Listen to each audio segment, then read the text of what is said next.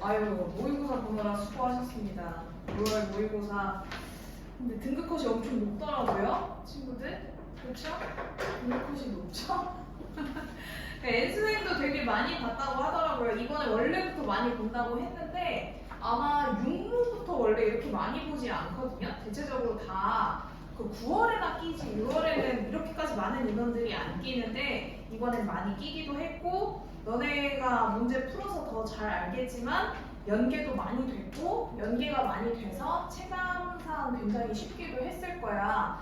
제가 이걸 시험지를 뽑아서 인쇄 가능할 때부터 뽑아가지고 그날 조교랑 조교 선생님이랑 둘이 같이 푸는데 저는 원래 문제 풀 때 선택 과목은 잘 안 풀고 앞에 공통만 같이 먼저 풀어봐요. 근데 시간이 남아서 선택 과목까지 풀었는데 저는 엄매를 풀거든요. 보통 풀 때. 엄매를 풀고 나서 총 걸린 시간이 원래 제가 빠르지 않아요. 근데 총 걸린 시간이 45분이었어. 그러니까 그 정도로 좀 쉬웠어, 이번에. 그래가지고 이제 지금 부족한 부분들을 빨리 캐치해서 그걸 늘려가야 되겠지. 그래서 시험지를 우선 앞에를 쫙 봐봐. 본인 시험지를 보셔도 되고요. 아마 이거 해설 강의를 들으면서는 그냥 제가 새로 준 거기에다가 필기하면서 좀 과정을 따라가는 걸 추천할게요. 그래서 1번부터 3번 문제를 먼저 보세요. 1번부터 3번까지의 문제를 보면 독서론. 얘들아 이거는 진짜 틀리지 말아야 돼. 독서론 파트에서는 웬만하면 틀리지 않고 문제를 풀어야 되고 만약에 시험이 어려워진다면 이번에 등급컷을 보고 난이도 조절을 하시겠지. 그래서 난이도 조절을 해서 시험이 어려워지면 이런 독서론부터도 어렵게 만들 수 있어요. 그래서 이렇게 독서론을 어렵게 만드는 거에 대비해야 돼서 제가 이따가 파이널 모의고사를 하나 줄 건데 거기 보면 독서론이 굉장히 어려워. 막 뭐 조선시대 얘기하고 있거든요. 그래서 그런 것들 이따가 다시 한번 확인해 볼 거니까 그거 잘 체크하고 우선 그냥 한번 훑어보기만 하게 뒤로 넘겨봐봐. 4에서 9번 문제 보세요. 4에서 9번 문제 보시면 근대국가에 대한 얘기 나오고 나의 그 개인의 자유가 최대한 보장되어야 한다. 임대차에 대한 얘기 나오는데 나지문은 연계야. 나지문은 연계고 이거는 독서의 주제 통합에 있었던 지문이에요. 임대차에 대한 얘기가 아니다. 독서의 주제 통합이 아니라 사회문화 지문에 있었어요. 이거는 사회문화 파트에 이 지문이 있었거든요. 임대차가 그 7번인가? 하여튼 그 지문에 이 임대차 얘기가 있었기 때문에 한번 확인해 보시고 얘는 그래서 연계다라는 거 체크하시고 뒤로 넘기시면 이제 그 과학 지문 나오죠. 10번에서 13번. 얘도 연계야. 그래서 이 지문도 지금 연계가 된 거다라는 걸 알아야 되는데 과학 지문을 많이 안 풀었으면 이게 연계가 된 걸 잘 모를 수 있어요. 근데 과학 지문 치고는 양도 길지 않고 내용도 막 그리 어렵게 낸 건 아니거든요. 그래서 그리 어렵게 내진 않았다라는 거 한번 보시면 되고요. 14에서 17번 이거는 정말 눈에 띄게 알아챘겠지. 얘는 거의 직접 연계 수준이니까 플로리디의 정보 철학. 그 인문예술 파트에 이 플로리디에 대한 얘기를 아예 그냥 하고 있었어. 그래서 이 플로리디 자체가 거기에서도 똑같이 인포그램 그런 얘기해서 우리 한번 같이 이걸 분석한 적도 있었거든요. 인포그램 그 세계에 대한 얘기 나오면서 인포스피어에 대한 얘기까지. 그래서 거의 거진 다 똑같이 나왔고 너네가 기출문제를 풀어봤다면 지금 16번 문제가 눈에 익어야 돼. 16번 문제가 눈에 익어야 되는데 왜 그러냐면 작년 6월 모의고사랑 낸 사람이 똑같은 건지는 모르겠으나 작년 6월 모의고사도 딱 16번의 문제가 이런 식이었어. 상충하지 않는다. 너네는 이중 구정을 어려워하거든. 적절하지 않은 걸 찾아야 돼. 그러면 상충하지 않는다가 적절하지 않는 거냐 상충한다가 적절하지 않는 거냐에 대한 확인을 해야 되는데 작년 애들도 생각보다 내가 이제 점점 갈수록 어휘가 문제인 걸 느끼는 것 중에 하나가 상충한다라는 뜻을 잘 모르더라고요. 그래서 상충한다, 뭐 부딪힌다, 안 맞는다라는 거지. 그러니까 상충하지 않는다라는 건 맞는다라는 뜻인 거야. 그래서 이중부정은 그냥 긍정으로 놓고 생각을 하면 돼. 긍정으로 놓고 이게 적절하냐 적절하지 않느냐를 판명하시면 됩니다. 근데 이제 그런 게 어려워서 생각보다 틀린 애들이 있었다라는 걸 체크해 주시면 되고요.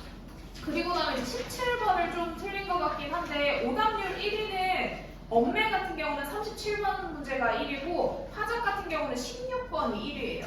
상충하지 않는다. 그 이중부정 나온 거. 그리고 다음에 이제 17번도 상대적으로 좀 어려웠다고 이야기를 하는데 글쎄 우리 그 플로리디에 대한 얘기를 할 때 아예 칸트랑 플로리디를 비교하고 있었거든. 그래서 그 지문을 우리가 분석하고 해석하면서도 그 칸트랑 플로리디에 대해서 비교하는 지문이었었어요.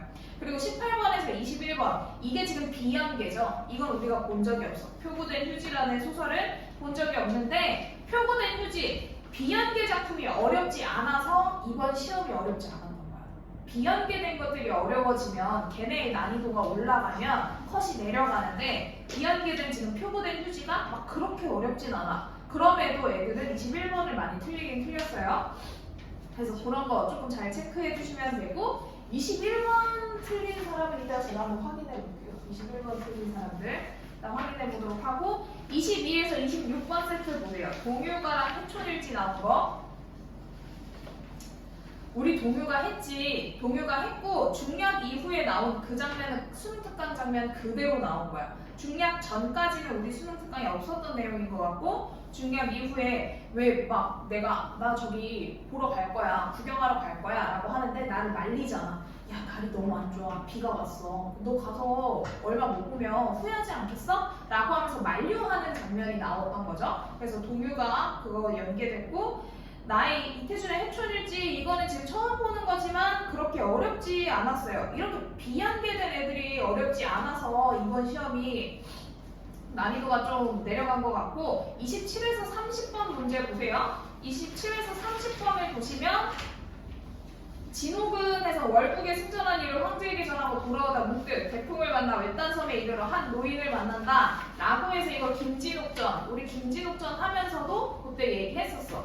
왜 이걸 봤었냐면 그 용왕 때문에. 용왕이 지금 2번 나와. 그래서 여기 지금 앞에도 나오나? 원래 남해 용왕이랑 동쪽 용왕이 나오는 거라 남해 용왕이 지금 저 진욱이한테 부탁을 하는 거지. 원수 우리를 좀 도와주시오 해가지고 지금 동쪽 용왕 뭐라고 나오죠 여기? 봅시다. 그래서 그 동국 대병이 지금 지경을 범하니까 대왕이 급히 막아달라 라고 해서 그 동쪽 용왕이랑 남해 용왕이랑 비교하면서 얘들아 여긴 용왕이 2번 나와 그러니까 너네가 다시 한번 확인해봐야 돼 라고 하면서 이 질문 봤었어요. 그래서 여기도 크게 어려운 내용은 없었어요. 풀면서 크게 어려운 내용은 없었고 생각보다 또 30번을 잘 못 해결한 친구들이 있더라고요. 30번에 이따가 답 같이 보면서 해결하도록 하고요. 31번에서 34번 문제를 보세요. 31번에서 34번 문제를 보시면 나 작품에 나와 있는 신석정의 역사 이게 지금 연계된 시고 가 작품에 나와 있는 황동규의 살국꽃과 한때 이게 지금 비연계된 작품이에요. 근데 원래 비연계되는 현대시가 어려운데 얘는 그 정도로 어렵지는 않아. 차라리 너네 3월에 나왔던 봄길이란 시가 더 어려웠어. 막 심포 어디쯤 다 헤맨다. 걔가 더 어려웠지. 차라리 가의 황동규의 살국꽃과 한때 얘는 그렇게 어렵진 않았다. 라는 거 체크해 주시면 되고요. 이번 6월 모의고사 전반적으로 뭔가 새롭게 시도하는 문항은 거의 없었어요. 작년 6월 모의고사는 그 새롭게 시도하는 문항들이 있었거든요.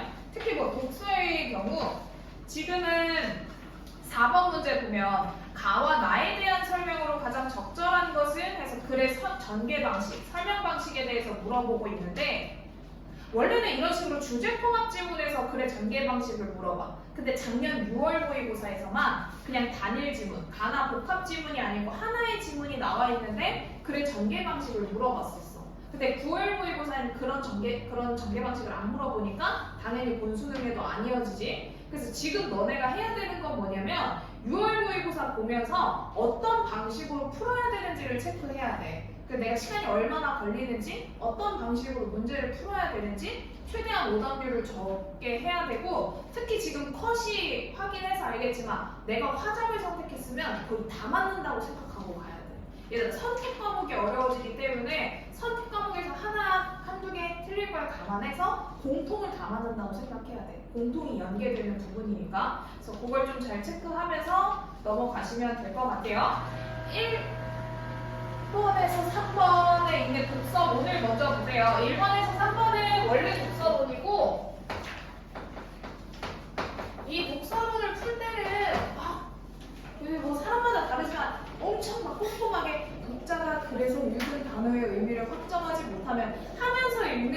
아니야. 이거는 최대한 내가 1분간 정도를 읽고 뭐로 뭐 얘기하는 거지? 아, 동음 이유어 얘기하는 거네? 그러면 1번 문제로 내려가서 윗글의 내용과 일치하지 않는 것은 선지부터 확인해.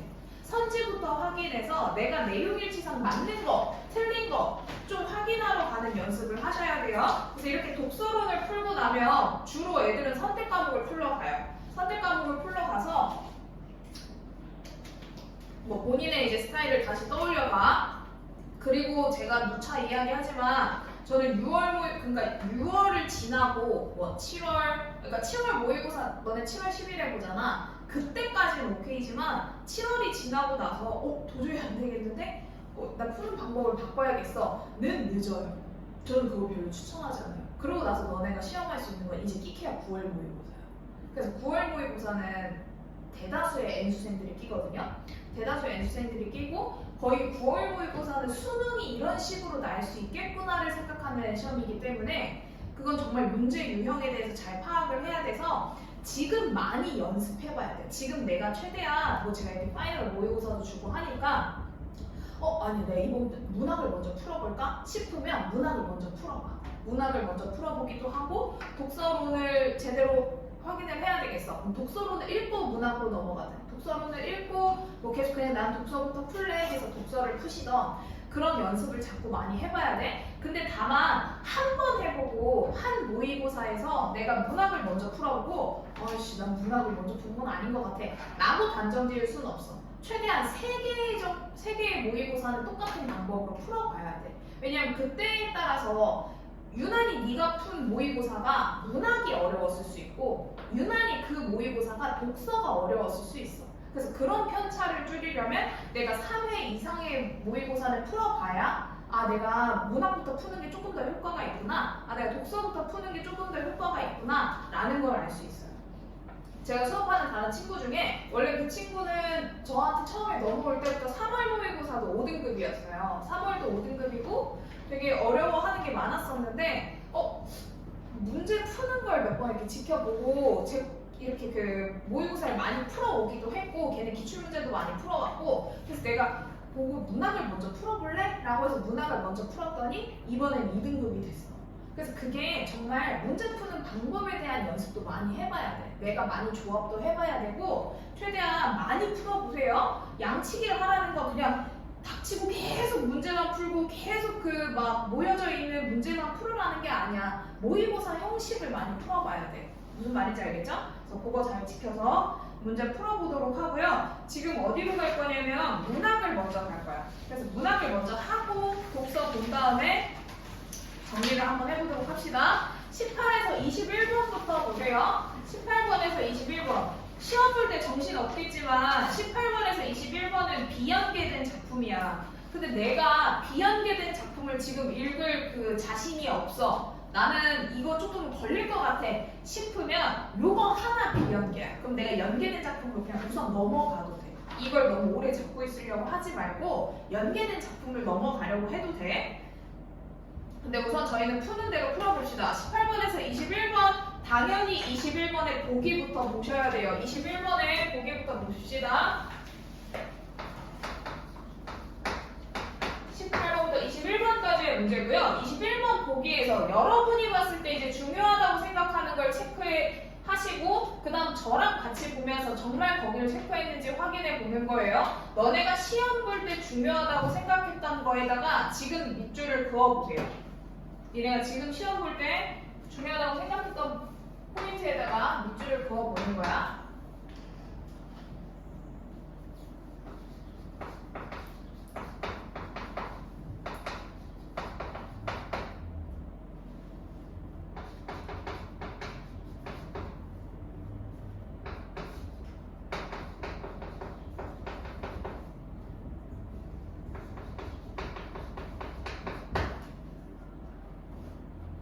어느 정도 다 그었죠? 표본의 유지에는 외화의 화가에 대한 이야기가 나오는데 이게 A래. 그럼 너네가 알파벳 정도는 체크하면서 글을 읽어야 돼. 이게 A고 내화인 청년의 이야기가 나오고 또 다른 내화인 편지가 나온대. 그 지금 일부러 A, B, C 그 표시를 해줬잖아. 그건 요 세 단락을 나눠서 물어보겠다라는 표지야. 그러니까 당연히 너네는 이 세 가지를 나눠놔야 돼.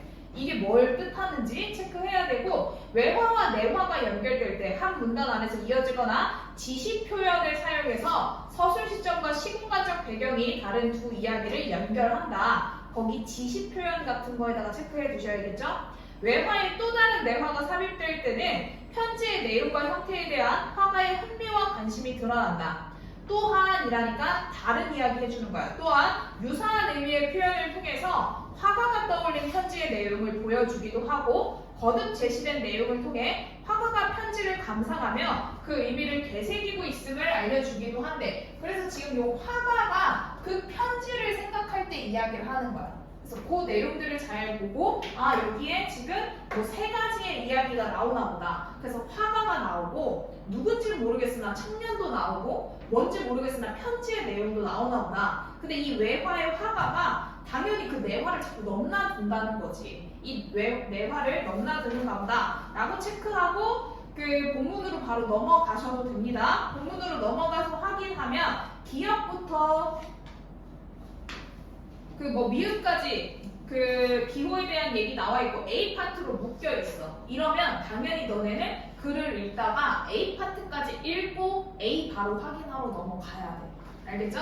지금 실전처럼 풀어보는 거예요. 그거 표고 할 수 있겠지? 표고? 그래 할 수 있겠지. 창호지니까 난 그런 걸 잘 모르지 않나. 그래 화가인 자네 생각을 했지 뭔가 하면서 지금은 화가 얘기 나오니까 여긴 A인가 봐. 그럼 체크하면서 가는 거야. 화가에다가 동그라미 치고 붉은 글씨로 지금 표시해줬잖아. 그래서 여기 지금 외화인 A에 대한 얘기를 하는 건가 보다 라고 체크해두고 어렵지 않지만 자네도 어지간히 호사가군. 이걸 표고해서 뭐하나 도대체 어디서 주워온 건가 이 휴지는 아닌 게 아니라 정말 휴지통에서 주운 거지. 그 친구 은행 창고에 저녁 되면 날마다 빼지 않고 들리는 지게꾼이 있단다. 은행문 앞에 지게를 벗어 세워놓고는 매우 죄송스러운 태도로 조용히 은행 안으로 들어서는 24 나 보이는 그 검은 얼굴의 청년이 나와. 그럼 청년이 지금 여기 왜 내화에 대한 이야기를 하는 건가 봐. 처음엔 안내원이 막았대.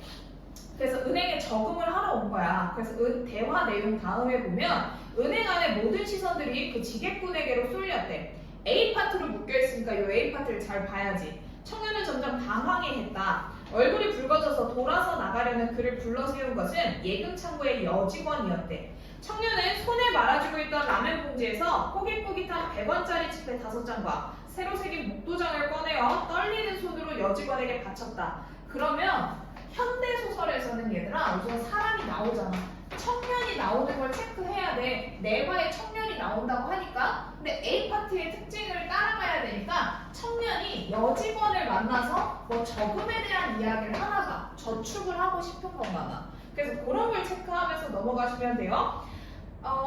청년은 저만치 한 구석으로 가서 불안스러운 눈으로 지금 하고 있었대. 심리가 나오면 무조건 체크해야지. 불안스러운 눈으로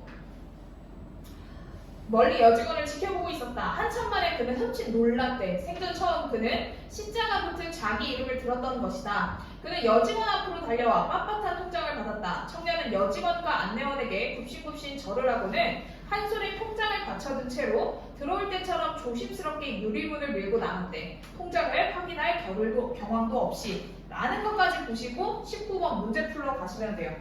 19번의 문제 보세요. A의 서술상의 특징으로 가장 적절한 것을 해서 물어보고 있고 대화 내용을 간접 인용으로 서술하며 인물을 비판하고 있대. 너네가 여기 A 파트 읽으면서 간접 인용이 쓰였나? 라는 걸 고민할 필요 없이 인물을 비판하고 있다 에서 그을 수 있죠. 그래서 1번 제끼고 편집자적 논평을 통해 인물 간의 갈등이 지닌 의미를 부각하고 있다. 지금 여기 뭐 갈등 안 나와. 얘 그럼 저금하러 왔잖아. 그러니까 갈등 지울 수 있고 동시에 진행되는 사건을 병렬해서 인물의 상반된 태도, 이미 상반된 태도도 안 나오고 동시에 진행되는 다른 사건을 뭐 병렬로 제시한다? 라는 건 현대소설에서 찾아보기 드물어요. 그래서 거의 없어요. 추측하는 진술로 장면 서술을 마무리해서 인물의 빠른 움직임을 부각하고 있대. 뭐 겨를도 없다, 경황도 없다 라는 거는 빠른 움직임 뭐 그럴 수는 있죠. 근데 추측하는 진술로 장면 서술을 마무리하지 않아. 그래서 틀렸고 거리와 위치를 나타내는 표현을 사용해서 인물의 불안한 심리를 부각하고 있대. 이게 맞은 애들도 잘 봐야 돼. 너네가 5번을 답으로 선택했다면 정답이지. 근데 5번을 뭐를 보고 선택했는지 확인해야 돼. 단순히 1번부터 4번 선지가 아니어서 선택하는 건 절대 안 돼. 왜냐면 다음번에도 이렇게 쉽게 나올 거란 보장이 없거든. 그래서 5번 선지에서 거리와 위치를 나타내는 표현 뭐가 나왔는지 확인해보면 뭐 저만치 떨어져서 불안스러운 눈으로 보고 있대잖아. 그래서 그런 데에다가 체크해놓고 얘가 거리와 위치를 나타내는 표현을 사용하고 있는 거지. 그래서 인물의 불안, 심리가 나오면 무조건 체크하라고 그랬죠. 그래서 불안한 심리 당연히 찾아볼 수 있죠. 그래서 불안한 심리를 보여준다 라는 거 체크하고 그럼 A 문제 해결했으니까 밑으로 내려가서 더 보셔도 돼요. 다음 날부터 그 청년은 매일 저녁 무렵이면 꼭꼭 들렸대. 하루에 200원 혹은 300원 또 어떤 날은 500원. 그의 통장에는 입금만 있고 출금란은 비어 있었다. 이제는 제법 안내원과는 익숙해졌으나 여직원 앞에서는 여전히 얼굴을 붉히며 수고를 끼쳐서 대단히 죄송하다는 표정 그대로였대.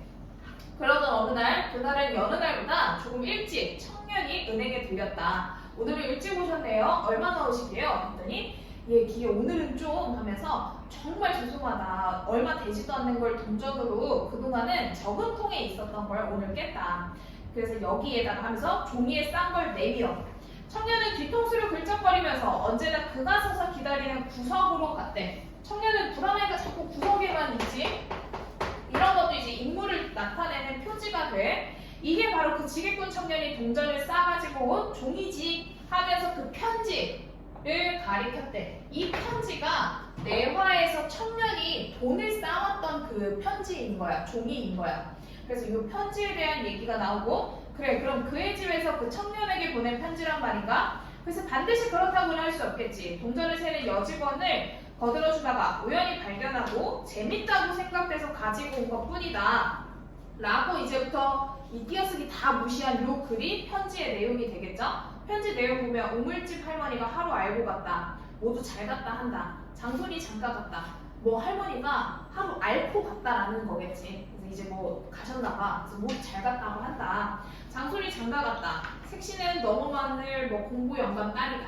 부장내 탄실이 시집간다. 신랑은 뭐 석이다 하면서 니는 빨리 장가 안 들어야겠냐 라고 이야기해. 나는 비시시 웃음이 새어나왔대. 편지 내용도 그렇고 친구의 장난기도 그랬다. 어쨌든 나는 그 참모지를 아는 표구사에 맡겼어. 그게 어떤 편지냐고 묻는 표구사 주인한테는 굉장한 거다. 이거 진짜 국보급이다 하고 얼버무렸대.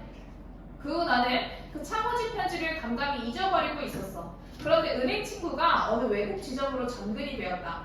비행기가 떠날 때 나는 문득 그 편지 생각이 났대. 떠나고 며칠 안 있어서 송아지가 났다. 그 길로 나는 표고사를 갔다. 구겨진 휴지였던 그 편지는 깨끗이 펴져서 액자 속에 들어있었대. 그렇게 치장하고 보니 그게 정말 무슨 국보나 되는 것 같더라 라고 이야기하고 있고요. 21번 문제 잠깐 보세요. 21번의 답은 2번이죠. 뭐가 틀렸는지 체크해야 돼 얘들아. B에서 구석으로 갔다라고 마무리하고 이계로 A를 다시 이어간 것은 까지 끊어. 선지를 좀 끊어서 확인해야 돼. 이렇게 긴 선지를 한눈에 자꾸 집어넣으려고 하면 문제를 틀릴 수밖에 없거든요. 그래서 거기에서 끊어봐. B에서 구석으로 갔다라고 마무리한대. 청년의 이야기 지금 마무리된 거 맞지? 구석으로 갔대. 마무리했어. 하고 이계로 A를 다시 이어가. 화가 얘기 나오니까 이게 다시 받은 거 맞아. A로 이어간 것은 B에서 A로 시간적 선호가 역전됐대. 시간적 선호가 역전됐다. 얘들아 우리 이거 어디서 많이 봤냐면 현재 얘기했다가 과거 얘기했다가 현재로 막 갈 때 그런 걸 가지고 우리가 그 역전적 구성이라는 말을 많이 했었거든요. 역전적 구성 혹은 똑같은 말 역수냉적 구성.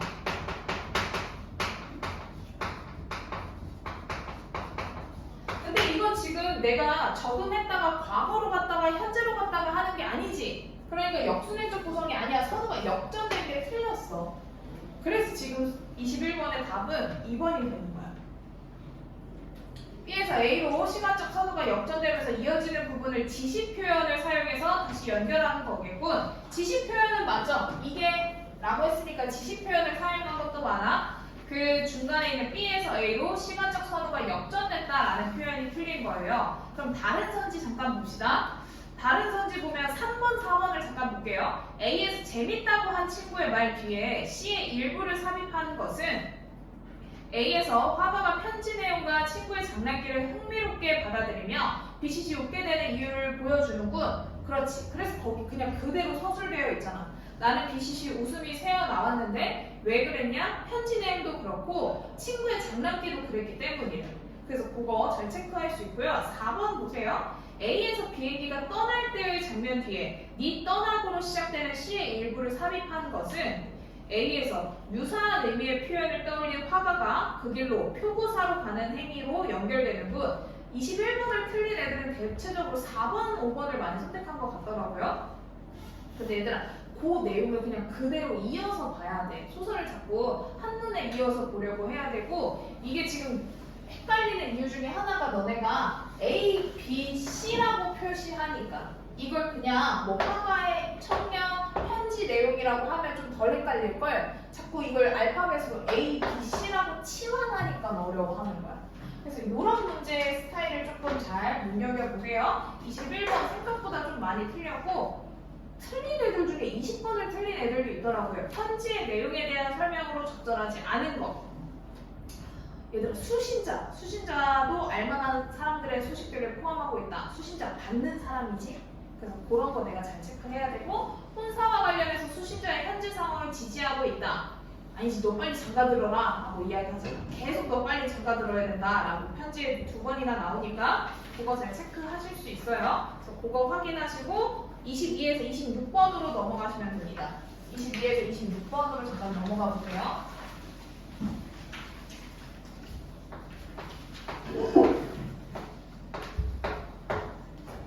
(22에서 26번) 보면 당연히 본문 먼저 보지 마시고 26번에 보기부터 봐야 되겠죠. 문항에서는 무조건 보기를 먼저 확인해야 돼. 26번 보기 보시면 기행에 대한 얘기가 나오지. 얘들아, 우리 수능 특강에서 동유가 할 때 뭐에 대한 얘기가 있었냐면 이거 기행가사인데 그 뭐 일기 형식이다 이런 얘기 있었어. 근데 제가 그때도 막 수업하면서 너는 일기를 이런 식으로 안 써서 잘 모르겠어 막 하면서 그 날씨 아니면 날짜 이야기하는 거고 20여일 지난 후에 뭐 이런 식으로 날짜 얘기하는 게 기행가사다라는 이야기 했었어요. 그래서 그 보기를 보면 새로운 것에 대한 욕구를 충족하려는 기행 주체는 여행 장소의 풍경이나 풍속, 사람들과의 만남 등을 체험하면서 감흥을 얻는데 가와 나의 기행 주체는 여정에서 기억에 남는 경험을 일기 형식을 사용해서 기록하고 있어. 그대로 연계됐지? 가, 나 둘 다 일기 형식을 사용해서 기록하고 있대. 이건 우리 수능 특강의 동료가 설명할 때 보기 박스에 있었던 내용이야. 가인은 여행 장소에서 체험에 대한 사실적 정보를 관찰자의 입장에서 기록하고 있대. 얘는 관찰자의 입장에서 기록하고 있고 나의 특징은 뭐냐면 여행 장소에서 관심을 기울인 대상에 대한 인상을 감각적으로 묘사하려고 한다. 체크하고 우리가 문제를 싹 먼저 보는데 23번 A, B에 대한 이해로 가장 적절한 걸 물어보고 있고 24번 A 단락에 대한 설명으로 적절하지 않은 것에 대해서 물어보고 있어. 25번은 나 단독 문제니까 얘는 나만 읽고 풀면 되고 그리고 나서 22번 보시면 가와 나의 공통적으로 가장 적절한 걸 물어보고 있죠. 저는 제가 문제를 풀 때 가 작품은 이미 아는 작품이잖아. 동요가. 당연히 위에 A 파트는 우리 같이 안 봤지? 없었으니까 그때는. 근데 동요가 하나만 저기 실려있는 그 중량 이후의 단락 저기까지만 읽고 22번에 답 골랐어. 22번의 답을 바로 고를 수 있었거든요. 봅시다. 자연물에서 덕성을 발견했지. 가작품도 발견했어. 근데 그걸 사회적 차원으로 일반화하고 있지 않아. 그냥 단순히 기행가사인데. 2번 계절의 변화. 그 A파트 읽어봐야 되겠지만 우리가 봤을 때 동요가에서 계절의 변화에 대한 설명을 나오는 부분은 없었어요. 그러니까 2번도 제낄 수 있어. 그래서 3번 자연물의 모습에 주목해서 자연에 대한 친화적 태도. 가는 자연에 대해서 친화적 태도 보여줘. 그래서 그거 하나 살려놓고 4번 자연물 간의 조화로움에 빗대어서 현실에서 겪는 삶의 문제를 제기하고 있대. 우리 동요가 배울 때 뭐 삶의 문제를 제기하는 거 없었어. 그러니까 지우고 자연의 극한적 상황 이글과 정도는 인간의 나약함 없었어. 이 사람 그냥 돌아가잖아. 내가 나를 시험해봐야지. 그 주인이 올라가지 말라는데 아니야 나 올라갈래 해가지고 올라가지 않기 때문에 22번은 사실상 다 하나만 가지고도 답은 3번으로 바로 고를 수 있어요. 그렇지만 우리 위에서부터 봅시다. 화룡담 깊은 못이 너럭바위 아래에 있어서 푸르며 들썩이며 변화가 무궁하대. 근데 사자봉 높은 돌이 용소를 굽어보되 바위 중턱 파인 곳에 돌 하나가 끼어 있어. 그 스님이 뭔가 이야기를 해주는데 그게 참 황당하더래. 근데 내가 그걸 들어보니 대강 들어서 이야기해보니 이런 내용이더래. 저 바위에 사자가 화룡더러 말하기를 그럼 체크해야지. 저 바위에 사자가 사자봉이래잖아. 사자봉의 그 사자가 화룡더러 말하기를 지금 내가 화룡담에 올라왔다며. 그래서 이 화룡더러 말하기를 이내 몸이 육중하여 무너져 내려가면 너의 깊은 못이 터전도 없을 테니 네가 재주 많다고 하니 내 발을 조금 보여달래. 그랬더니 그걸 화룡이 옳다고 여겨서 화룡이 그걸 옳게 여겨 건너편 산에 올라 저도를 빼다가 이 바위를 베었다고 한다 라는 게 중의 말이야. 중이 이제 그 화룡담에 대한 이야기를 해준 거지. 들으니 그럴듯하대. 그래서 건너산을 바라보니 과연 산 중턱에 돌 하나 빠진 틈이 이 돌 갖다 끼울 만큼 크기가 비슷하다. 그 A파트에서 저라면 글을 읽을 때 이 사자가 화룡한테 말한다라는 부분에다 체크했을 거야. 사자에다가 체크하고 화룡에다 체크했을 거야. 왜냐면 지금 사람이 말하는 게 아니잖아. 그렇지? 의인어를 써서 사자가 화룡한테 말을 했대. 그리고 내가 지금 중의 말을 듣고 그렇다고 여겼대. 그럼 그런 데다가 체크했을 거야. 그럴듯하다. 내가 그 말을 들었는데 그럴듯함. 그럼 이런 화자의 태도에 대해서도 물어볼 수 있거든. 왜냐면 그 화자가 뭐라 그랬냐면 그 전에 중의 말이 황당하다 그랬어.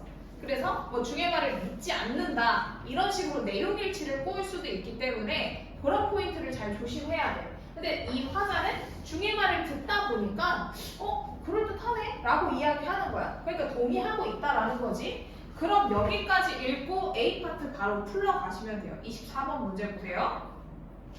24번 문제 보시면 화자는 용소 위에 있는 사자봉의 중턱 파인 곳에 돌 하나가 끼어 있는 모습을 제시하고 있지. 그냥 정말 그 텍스트 그대로야.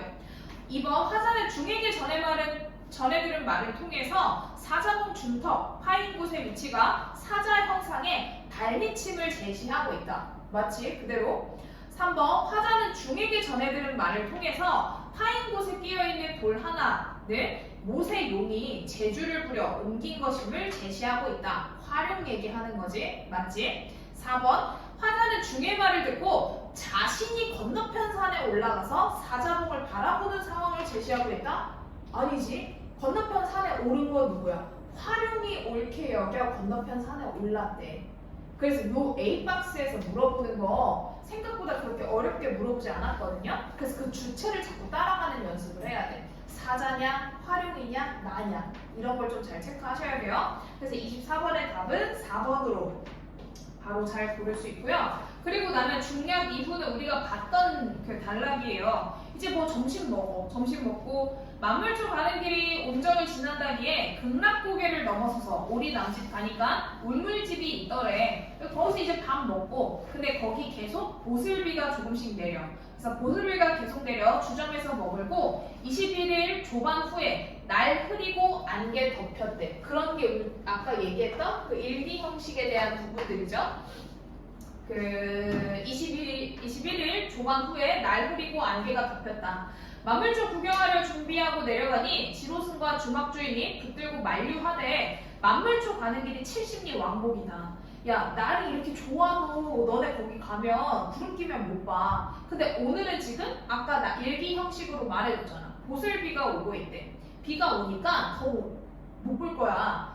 그 지척도 둔간하기 어렵고 미끄러운 돌사다리 천신만고 들어가서 산밑만 겨우 보면 분하지 않겠냐 했더니 듣고 보니 그럴듯하대. 지금 그럴듯하다라는 거 2번 나왔어. 그럴듯하고 일행길도 옳다고 해서 복례의 후약을 만물초에 남겨두고 행장을 다시 차려 총석으로 향할 때 금강 내외산을 이곳에서 작별하니 12,000본 빛이 눈앞에 역력하다. 그래서 난 다시 놀러 오겠다 라는 거야. 그래서 그런 거 잘 체크하시면 되고, 나 작품에서는 7월 3일 금 해서 얘는 진짜 일기처럼 날짜를 써놨죠. 총석정은 다음날 와서 찾아가기로 하고 송전으로 오다. 그럼 송전에다 체크해야지. 화자가 송전으로 갔대잖아. 송전으로 오다. 송전처럼 좋은 데가 왜 아직 이름이 못 났을까? 왜 깨끗한 여관 하나, 새별장 하나 없을까? 단 두 집의 여관 모두 여인수급인데 하나는 이름이 없고 하나는 동해 여관이라 대성하였다. 이름 있는 집으로 정하다. 대성, 뭐 크게 썼다라는 뜻이에요. 고저가 곡간 바닥 그대로 듯이 송전은 솔밭 그대로다. 거리도 가는 솔밭 속에 묻혔대. 그래서 이제 그 솔에 대한 이야기를 하다가 솔만 보면 봄인 듯 하다 라고 하다 이제 B라고 돼 있는 부분으로 내려와 보세요. 거리에서 바다로 나가는 길이 좋대. 넓고 양편에 소나무가 선 길은 송전 말고도 얼마든지 있을 거다. 그러나 이 길처럼 정하고 고운 길을 나는 일찍이 걸어본 적이 없대. 홀리식장에서 이제 막 나오는 신랑 신부나 걸었으면 싶은 길이야. 너무 좋다라는 뜻이지. 그리고 나서 그 표지를 너네가 놓친 애들이 너무 많더라고. 이 길이 끝나면, 이 길에 대한 얘기 다음에 이 길이 끝나면 천고해왈 거기에 떡받치고 산 것이 하나 있으니 초연실파의 그림 같대. 그 뭐 철북 얘기 하는 거죠? 초연실파의 그림 같은 건 이 길이 끝나면 있는 거야. 그림 같은 그림처럼 의외의 것이 배경이 되어버린 철봉 하나. 나는 뛰어가 매달려서 턱걸이를 겨우 4번을 하다 라고 하면서 그 밤에 다시 나가보는 거잖아. 여관을 다시 나서면서 이제 선선하니까 나가보고 있다 라는 거 체크하고 26번 봅시다. 26번 얘들아 그 1번 선지부터 봐봐. 26번에 1번 보시면 가는 점심을 먹은 후에 극락고개를 넘어 오리 남짓 가는 것으로 표현한 데에서 시간의 순서에 따른 장소의 이동을 사실적으로 기록하려는 양상이 드러나는군. 그렇지, 아까 그 보기에 가에 대한 내용이지 사실적으로 묘사한다? 맞아. 나는 솔의 모습을 푸르고 윤택하다고 표현한 데서 여행 장소에 관심을 갖게 된 대상에 대한 인상을 감각적으로 묘사하고 있다. 그거 위에 보기에서 나에 대한 설명으로 나온 거 맞아. 그럼 바로 그냥 체크하면 되고, 가는 우물집을 문 열고 구경하는 데서 나는 산산함에도 여관을 나섰다는 데에서 동일한 장소를 다시 찾아가 감흥을 얻고자 하는 그 욕구를 충족하려는 모습이 드러난대. 근데 가는 그냥 문을 열어본 거고, 자기가 그 어디를 가려고 했지. 얘가 어디를 가려고 해. 만물초 가는 길이 70리 왕복이다 해서 만물초를 보러 가고 싶은데 못 가서 내가 그럼 금강산 다시 와야지 라고 하는 거야. 얘는 동일한 데 못 갔어. 얘는 다시 나섰다고 하니까 동일한 데를 갔지. 그래서 나에만 해당하고 가에는 해당하지 않는 내용이에요. 그래서 이 문제가 더 안 어려웠던 이유 중에 하나도, 얘들아 컷이 올라간 이유 중에 하나도 이게 지금 가작품에 대해서 틀린 부분을 물어보고 있는 거잖아. 그래서 이게 그렇게 어렵지 않았다는 거야, 문제들이. 가작품에 대해서 이제 얘기하는 것들이 많아서 그런 거 잘 체크하시면 됩니다. 그리고 나면 이제 30번 김진욱전을 볼 건데, 30번 보기 박스를 먼저 보세요. 30번 보기 박스를 먼저 보시면 김진욱전의 여공서사가 보여주는 바다세계사의 모험담에서는 하면서 쭉 설명이 나오거든. 이거 연계고 그때 말해준 거 그대로 그냥 뭐 그 장면 그대로 나왔거든요. 너네가 지금 읽고 그 보기 박스에서 중요한 거 빨리 체크해봐. 어느 포인트에다가 체크를 하면서 내가 글을 읽었어야 되는지 체크해보세요. 보기 박스에서.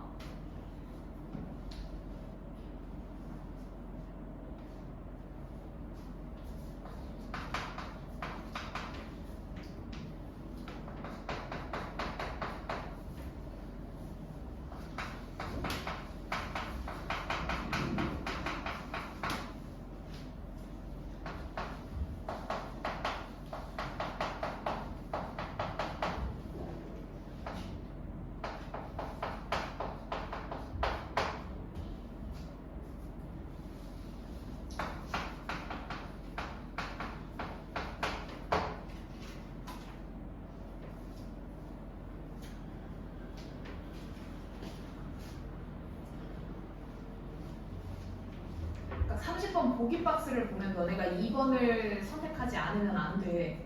보기 박스 보세요. 김진욱전의 영웅 서사가 보여주는 바다 세계에서의 모험감은 초월적 세계에 대한 변모된 서술 양상이 드러난대. 그러니까 그때 우리가 뭐 했었냐면 얘들아 바다가 천상계야 아니야 뭐 이런 거 물어봤었거든요. 근데 바다도 천상계야. 근데 이제 천상 하면 너는 하늘 위에 있다고 생각하니까 초월적 세계라는 말을 지금 쓴 거야. 그래서 이 초월적 세계로 그려지고 있대. 그래서 오케이 거기까지도 오케이. 초월적 세계는 다른 영웅 소설에서처럼 인간 세계와의 간극을 지닌 곳으로 인식되지만 인간 세계에나 있을 법한 갈등이 있기도 하대. 지금 남의 욕망이 자기 혼자 해결 못하니까 김진욱을 부른 거잖아.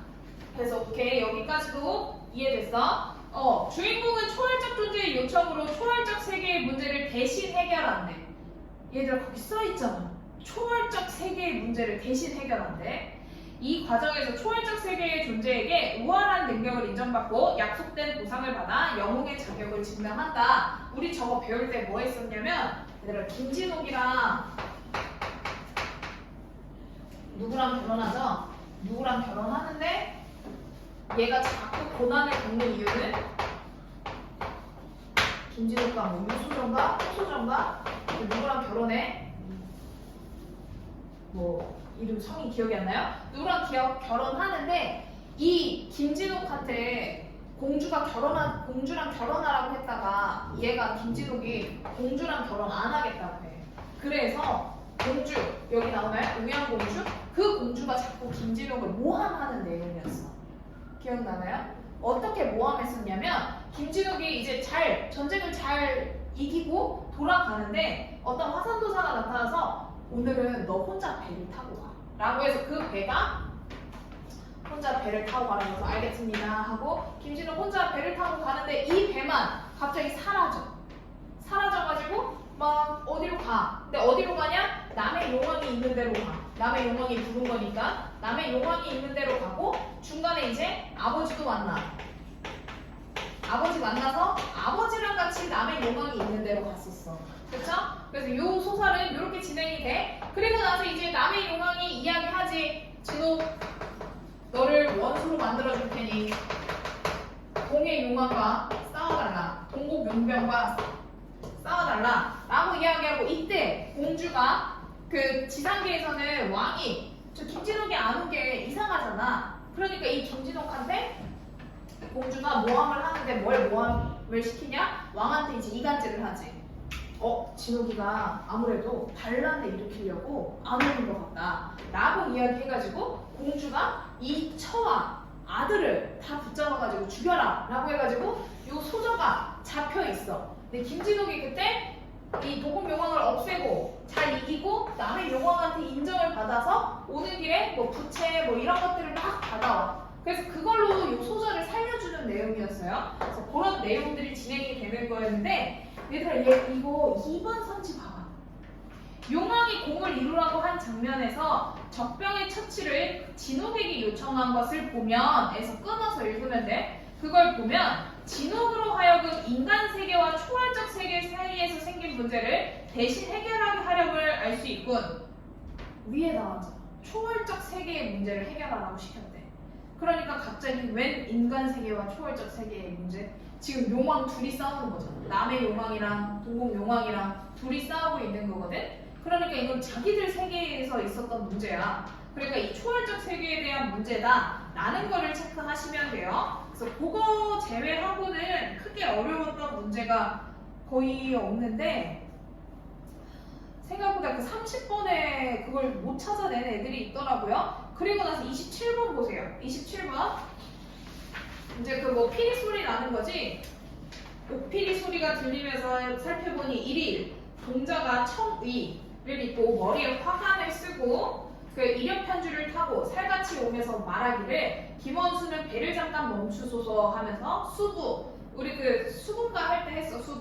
수부의 왕이 청하시니 가자 라고 했더니 용왕은 수부의 용신이고 진욱은 진세 지인이라 용궁과 인간 세계가 길이 다른데 내가 어떻게 거길 가냐. 원수가 부친께 고하여 말하기를 어찌할까요? 부친이 용왕이 청하는 걸 어찌 거역하냐. 아무튼 가자 라고 이야기해. 그럼 거기까지 체크하고 기억에서는 이제 뭐 서로 부둥켜갖고 우는 거였어.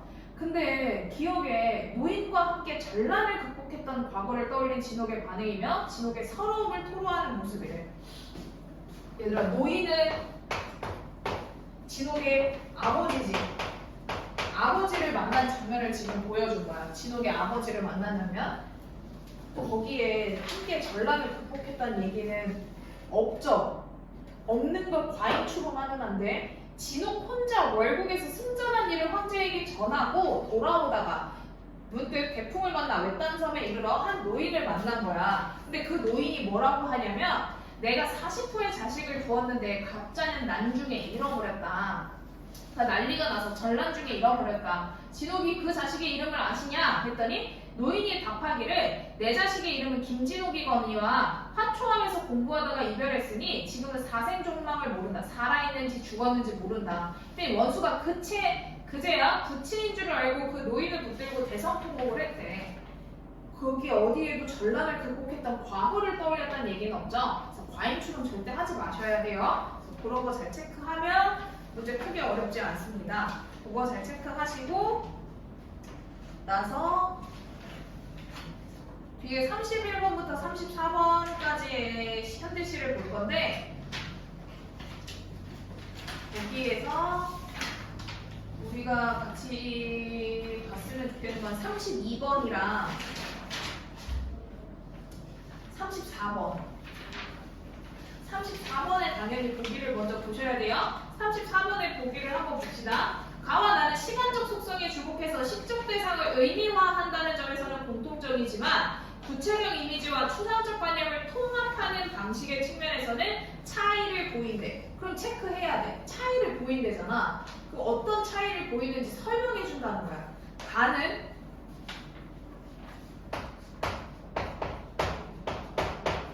가작품에는 대상의 일시성에 대한 얘기가 나오는데 일시성에 주목해. 그리고 나작품은 대상의 영속성에 주목한대. 우리 그때 나작품 신속적인 역사 뭘로 나왔었냐면 그 달래꽃 이런 것 때문에 민중의 그 소박한 삶, 소박한 민중에 대한 얘기가 나왔었어요. 그래서 그걸 잘 떠올리면서 문제를 풀면 되고요. 나는 대상의 영속성에 주목하며 인식한 관념적 세계를 감각적으로 형성화해서 역사에 대한 상징적 의미를 드러내고 있대.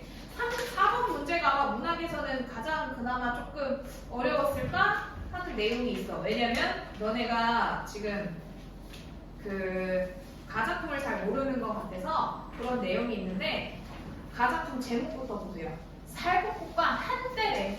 지금 일시성이 드러나잖아. 그럼 무조건 현대시는 제목을 꼭 봐야 돼. 그럼 살구꽃이랑 한때라는 게 지금 중요한 거야. 마을 안에 차를 집어넣고 이 집, 한 집, 건너 저 집, 또 저 집 구름처럼 피고 있는 살구꽃과 만났대. 지금 가작품에 살구꽃에 대한 얘기 나오는데 이 살구꽃이 비유법을 썼대. 구름처럼 피어있대. 구름처럼 피고 있는 살구꽃과 만난다. 빈집에는 작지만 분홍빛이 더 실린 꽃구름. 때맞춰 깬 벌들이 이리저리 날고 날개에 덜 여문 나비들이 저속으로 오간대. 소의 순한 얼굴이 너무 좋아 소 앞세우고 오는 마을 사람과 눈웃음으로 인사해. 하늘구름이 온통 동네에 내려와 있으니 말을 걸지 않아도 말이 되는군. 차에 올라 시동 걸고도 한참 동안 밖을 내다본대. 꽃들의 생애가 좀 짧으면 어때? 달포뒷쯤 이곳을 다시 지날 때 이 꽃구름들이 낡은 귀신들처럼 그냥 허옇게 매달려 있다면 꽃도 화물도 때맞춰 피고 지는 거래. 얘들아 거기다가 잘 체크해야 돼. 비유법을 따라가다 보면 그 사람이 지금 반문하잖아. 야, 꽃들의 생애가 좀 짧으면 어때? 괜찮아 라고 이야기하는 거거든. 이 사람이 상상을 하는 거야. 꽃들의 생애, 일시성, 한때 걔네는 차라리 짧게 피기 때문에 더 그립고 예쁘다라는 거야. 얘네가 너무 길게 펴. 그래서 내가 달포 뒷쯤에 이곳을 다시 지날 때 걔네가 어떻게 매달려 있냐면 낡은 귀신처럼 매달려 있대. 낡은 귀신은 어떻게 봐도 좋은 의미로 쓰이기가 쉽지 않죠? 그래서 낡은 귀신처럼 걔네가 매달려 있다면 별로라는 거야. 그래서 꽃도 화물도 때맞춰 피고 지는 거다. 다리를 건너 가속 페달을 밟으려다 말고 천천히 차를 본대. 몽돌려보지 않아도 차 거울들 속에 꽃구름 피고 있고 차 거울로는 잘 잡히지 않으나 하늘의 연분홍을 땅 위에 내려앉는 검은 둥치들이 군소리 없이 구름을 잔뜩 인 채 서 있겠지. 차를 멈추고 뒤돌아본다. 하늘의 기둥들까지 보시고 그 A에서 E를 물어보는 32번 문제 푸셔도 돼요. 32번으로 넘어가시면 A 파트 이 집, 저 집, 빈집으로 시선을 이동하고 있지. 이동하면서 대상의 형태와 색채를 인식하고 있다. 맞고 B. 소와 마을 사람에게 호의적인 시선을 보내. 그쵸? 소를 앞세워서 이제 인사를 하고 말을 하지 않아도 말이 된다라고 하니까 하늘구름의 영향을 인식하고 있어. 3번 C. 다리를 건너며 꽃구름과 이별하는 상황에서도 차 거울들의 비친 대상을 보고 있대. 얘들아 이게 어려우면 A만 읽고 A 보러 오고 B만 읽고 B를 보러 오면 돼. 막 이걸 다 이해하고 넘어가서 확인해야지 하지 않고 A만 읽고 넘어가고 B만 읽고 넘어가도 돼. D. 차가울로는 시야에 온전히 돌아오지 않는 검은 둥치들이 묵묵히 서 있는 모습을 떠올리고 있다. 5번. 대상과의 정서적 거리가 멀어지는 상황에서 차를 멈추고 돌아보면서 경외감을 드러내고 있다. 얘들아 경외감이라는 거 우리 그때 한번 절대자에 대한 얘기하면서 했었거든요. 경외감. 막 공경하고 두려운 마음까지 드는 거야. 근데 이 자연의 웅장함에 경외감이 들 수는 있거든. 근데 정서적 거리가 멀어지는데 경외감이 들 수는 없어. 그렇지? 우선 선지가 지금 상충돼. 이게 진짜 상충되는 거야. 거리가 멀어지는 정서적 거리가 멀어지는데 경외감이 드러날 수 있고 없고 지금 우선 먼저 정서적 거리가 멀어지지 않았어. 그래서 32번은 정서적 거리가 멀어지는 거에다가 체크하시고 그 답을 선택할 수 있어요. 그러면 34번 문제로 가세요. 나를 다 읽고 자꾸 문제 해결하려고 하지 말고 내가 가작품이든 나작품이든 하나를 잡아. 이렇게 복합 지문이 있을 때 내가 나를 연계된 작품이라 잘 알면 나를 확실하게 잡고 가를 잘 알면 가를 잡고 그 한 작품을 제대로 읽고서는 그걸 가지고 답을 체크하는 거야. 지금 가를 먼저 봤으니까 봅시다. 1번 가에서 꽃을 구름으로 나무둥치를 하늘의 기둥으로 비유한 것을 통해 때맞춰 꽃을 피워 하늘과 땅을 연결하고 있는 생명에 대한 내적 인식이 드러나는군. 그렇지. 꽃을 구름으로 나무둥치를 하늘의 기둥으로. 2번 선지 가에서 분홍빛이 더 실린 꽃의 모습과 때맞춰 깬 벌의 움직임을 포착해서 그려낸 것을 통해 작은 생명이 선명하게 드러나는 순간에 대한 관심을 엿볼 수 있군. 그렇지. 그거 확인할 수 있고 나에서 대한 얘기니까 3번 선지 제끼고 4번으로 내려오세요. 가에서 살구꽃이 허옇게 핀 매달린 모습에 대한 지향은 달포잎쯤 회복될 생명에 대한 기대래. 낡은 귀신처럼 매달려 있는 거래. 그 시 전에 뭐라고 써있냐면 야 꽃들의 생애가 좀 짧으면 어때? 괜찮지? 라고 하는 거고 거기에서 일시성에 대한 얘기를 하는 거야. 근데 걔가 만약에 무섭게 내가 달포 뒤에 갔는데도 걔는 막 허옇게 낡은 귀신처럼 매달려 있어. 그럼 이제 이 사람은 그게 무섭다라는 거야. 그러니까 그걸 지향하지 않는 거야. 지양하는 거지. 그치? 지금 그러니까 지향이라는 말 자체가 틀렸어. 4번에 가에서 살구꽃이 허옇게 매달린 모습. 앞에 지금 수식하는 말을 봐야 돼. 그럴 때 낡은 귀신처럼 허옇게 매달린 모습이래잖아. 그러니까 지향하지 않지. 지향은 달포기쯤 회복될 생명에 대한 기대로. 가에서 이미 틀렸어. 그러니까 34번에 나작품 사실상 연계니까 잘 파악할 수 있지만 4번 선택하고 더 이상 안 보셔도 돼요. 무슨 말인지 알겠죠? 그래서 그런 식으로 조금 잘 체크하면서 확인을 하셔야 됩니다. 그래서 그런 거 잘 확인해서 문학 해결하고요. 10분 쉬었다가 독서 확인하고 수능 특강 들어가도록 하지요.